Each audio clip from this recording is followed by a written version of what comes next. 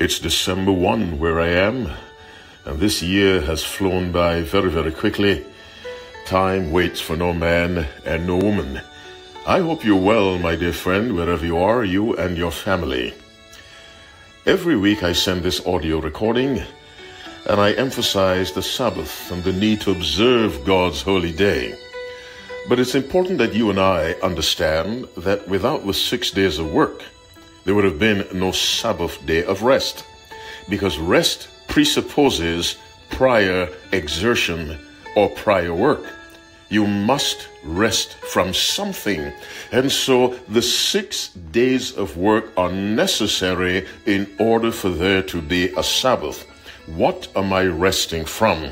I am resting from what I did Sunday through Friday, which are the 6 working days. The Sabbath is not a day specifically to rest from sin. Now let me clarify that very quickly. We are to rest from sin every day of the week, because it is not God's will that we sin at all. So the Sabbath is not primarily rest from sin. The Sabbath is rest from work that has been done, but what kind of work? We get a clue from what God said when he described what he had done. Genesis 1:31, and God saw everything that he had made, and behold, it was very good. And the evening and the morning were the 6th day. God rested from work that is described as very good. Even though the 6 working days are not holy, they are not sinful. Let me say that again. The opposite of holy is not necessarily sinful. It is simply secular. The 6 working days are secular, but they are not sinful. God requires of us that whatever our responsibilities are, we will do them in such a way that as God described his work as very good, at the end of the 6th day of creation, you and I can look back over the week of work from Sunday to Friday and similarly say, as far as I as a human being was capable, I did the very best I could. That is what you and I rest from. Work well done during Sunday to Friday. It is not rest from sloppiness. It is not rest from laziness. It is rest from work well done, which means the Sabbath expects us, if I can view the Sabbath as a person, the Sabbath requires of us that we work very, very well during the working days so that we have something to rest from that God recognizes, because what God rested from was work well done. Are you a student? Were your assignments well done?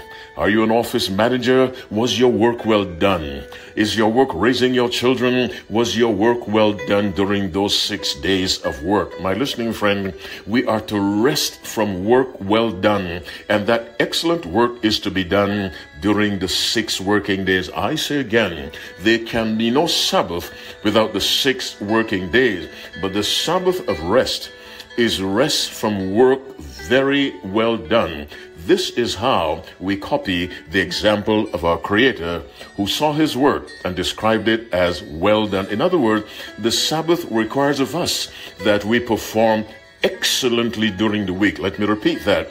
The Sabbath requires of us that we perform excellently during the week. An excellent work takes effort, concentrated effort, and surely the mind and the body deserve a rest from that kind of effort. As you keep the Sabbath holy today, look back.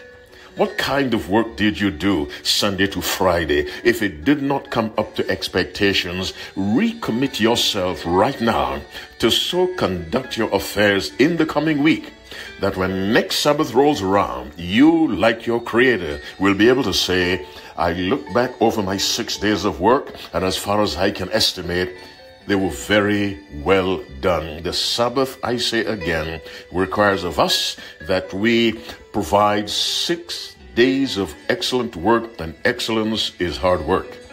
May the Lord bless you, my listening friend, as you recognize that excellence in one's effort is required of us by God.